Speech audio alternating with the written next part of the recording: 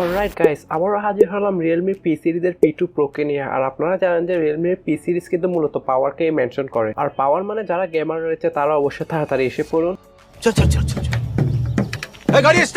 না মানে এত তাড়াহুড়া করার কিছু নয়, তবে স্মার্টফোনটা শুধু গেমিং এর ক্ষেত্রেও নয়, এখন বলতে পারছে অলরাউন্ডার একটা প্যাকেজ। বলে আপনাদেরকে হাইলাইটেড বিষয়গুলো ক্লিয়ার করা যায়, কারণ স্মার্টফোনটা যে অন্তত স্কোরটা এসেছে চিপসেটের সেটা অলমোস্ট 6.5 লাখের প্লাস। দেন রয়েছে 120 হার্জের মতো একটা কার্ভ অ্যামোলেড ডিসপ্লে, দেন রয়েছে বিগ একটি ব্যাটারি, সোনির LYT 600 OIS camera setup, then 80 ওয়াটের একটি SuperVOOC fast charger, then Corning Gorilla Glass 7i এর প্রোটেকশন। সবকিছুই কিন্তু অফার করছে মাত্র আপনাকে 20,000 এর মধ্যেই। কারণ আজ থেকে 3-4 মাস আগে মিস বলতে পারেন যে Realme যে P1 Pro যে সিরিজটা লঞ্চ হলো সেটারই successor Realme P2 Pro। System পার দেंगे।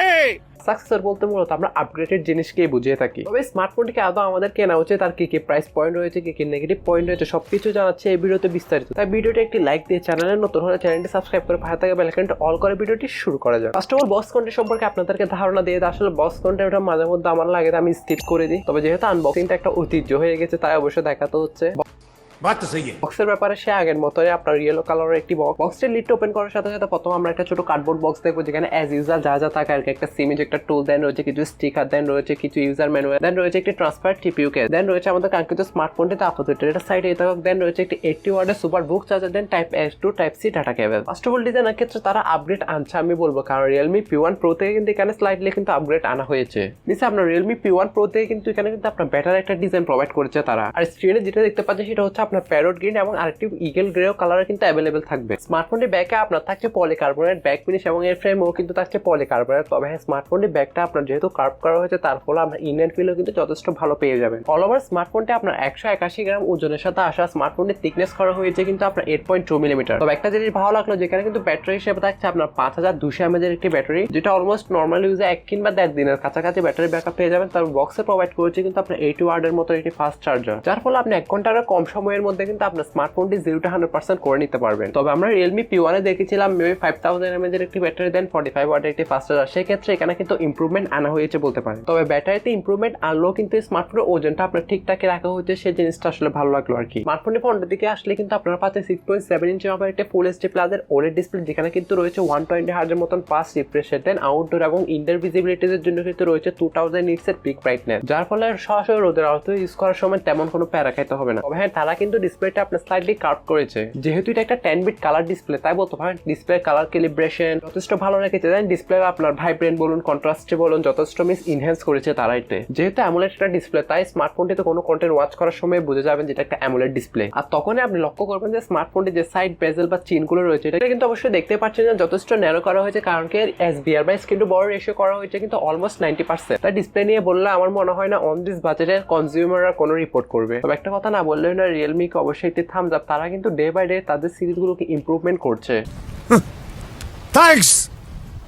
দেন আমি যদি ফিজিক্যালি ওভারভিউ নিয়ে কথা বলি, স্মার্টফোনটি কিন্তু নিচের দিকে আসলে পেয়ে যাবেন আপনারা সিম ট্রে, দেন রয়েছে প্রাইমারি মাইক্রোফোন, দেন রয়েছে টাইপ সি স্লট, দেন রয়েছে primary speaker, then right hand সাইডে আসলে কিন্তু পেয়ে যাবেন আপনার volume rocker, then power on button, then উপর দিকে কিন্তু প্লেসমেন্ট করেছে স্মার্টফোনটি secondary noise calculation mic, then রয়েছে সেকেন্ডারি স্পিকার। তবে স্টেরিও স্পিকার হয় সাউন্ড কোয়ালিটিও কিন্তু যথেষ্ট ভালো পাবেন। এবার কথা বলা যাক স্মার্টফোনটি ক্যামেরা কোয়ালিটি নিয়ে। স্মার্টফোনটি ব্যাকে কিন্তু থাকছে ডিউল ক্যামেরা সেটআপ, দেখে মনে হবে ট্রিপল ক্যামেরা সেটআপ, যার প্রাইমারিতে রয়েছে কিন্তু 50 মেগাপিক্সেলের মেইন একটি ওয়াইড সেন্সর, যেটা অবশ্যই সোনির LYT 600 সেন্সর। এটা আমরা বাংলাদেশে আপনার 20-25 কিংবা 30 এর মধ্যে কিন্তু প্রাইস পয়েন্টের স্মার্টফোনগুলোতে বেশিরভাগই দেখতে পাই।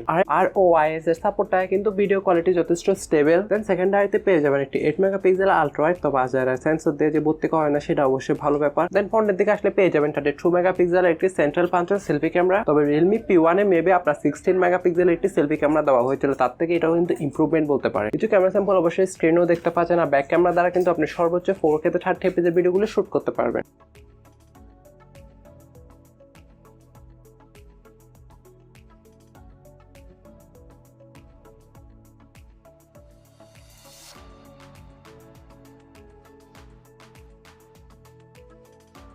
এবার আপনারা অবশ্য বসে আছেন যে স্মার্টফোনের যে পিমিন্স যে পাওয়ার মেনশন করে স্মার্টফোনের পারফরমেন্সে 4 ন্যানোমিটার আর্কিটেকচারের উপর best Qualcomm Snapdragon 7s Gen 3, যেটি অন্তত স্কোর কিন্তু অলমোস্ট 6,70,000-এর কাছাকাছি। চিপসেটটি রাখা আপনার পাবজির মতন গেম কিন্তু 60 FPS রেখে অনায়াসেই প্লে করতে পারবেন। দেন আদার যে মাল্টিটাস্কিং গুলো রয়েছে সেগুলো কিন্তু আপনি ইজিলি হ্যান্ড ওভার করতে পারবেন। দেন আপনি যদি Realme P1 এর সাথে কম্পেয়ার করে সেক্ষেত্রে কিন্তু সেখানে চিপসেট হিসেবে কিন্তু দিয়েছিল 6 Gen 1। এখন অবশ্য প্রশ্ন থাকতে পারে যে 6 Gen 1 আর 7s Gen 2 এর সাথে পার্থক্যটা কি? আসলে আপনি 7s Gen 2 কে আপনার 6 Gen 1 এর একটা ওভারক্লক ভার্সন বলতে পারেন, কারণ 7s Gen 2 এর পারফরম্যান্স স্কোর হচ্ছে গিয়ে 2.4 GHz, দেন এফিশিয়েন্ট স্কোর হচ্ছে গিয়ে 1.95, দেন 6s Gen 1 এর পারফরম্যান্স স্কোর হচ্ছে গিয়ে আপনার 2.2 GHz, যেটা এখন এফিশিয়েন্সি স্কোর রয়েছে সেটা হচ্ছে 1.8। তাই সেক্ষেত্রে বলতে পারেন জাস্ট এটা আপনার একটা ওভারক্লক ভার্সন, তাই পারফরম্যান্স প্রিভিয়াসলি থেকে হালকা বেটার পাবেন আর কি। যেহেতু এটা বেস ভেরিয়েন্টে স্টার্ট হয় আপনার 8GB RAM 128GB internal storage, আর যেটা সবথেকে বেশি আপার ভেরিয়েন্ট রয়েছে সেটা হচ্ছে আপনার 12GB RAM 512GB internal storage. তবে তার মাঝখানে একটা RAM ভেরিয়েন্ট থাকবে সেটা হচ্ছে 12GB RAM 256GB internal storage, যাতে তারা RAM টাইপ হিসেবে কিন্তু দিয়েছে LPDDR4 এবং স্টোরেজ টাইপ হিসেবে কিন্তু থাকছে UFS 3.1, যার ফলে মোটামুটি ভালো রিড এবং রাইটের স্পিডও কিন্তু পেয়ে যাবেন। তবে হ্যাঁ, স্মার্টফোনের ডিসপ্লেটি অ্যামোলেড হওয়ায় কিন্তু আপনি ইন ডিসপ্লে ফিঙ্গারপ্রিন্ট সেন্সরটা পেয়ে যাচ্ছেন। দেন সফটওয়্যার বেস ফেস আনলকের পাশাপাশি কিছু আপনার এসেনশিয়াল সেন্সর তো থাকছেই। আর প্রাইসিং এর ব্যাপারে বললে স্মার্টফোনে কিন্তু বেস ভ্যারিয়েন্টের প্রাইস ইন্ডিয়ান মার্কেটে রাখা হয়েছে 19,999 রুপি। দেন যেটা আপনার 12GB RAM 256GB internal storage হচ্ছে সেটা প্রাইস কিন্তু রাখা হয়েছে আপনার 22,999 রুপি। দেন 12GB RAM 512GB যেটা সর্বশেষ রয়েছে সেটার প্রাইস কিন্তু রাখা হয়েছে 25,999 রুপি। তো বেস ভ্যারিয়েন্টটা যেহেতু আপনার 19,999 রুপি, এই বাজেটের মধ্যে কিন্তু এটা কিলার কিছু স্পেসিফিকেশন অফার করছে।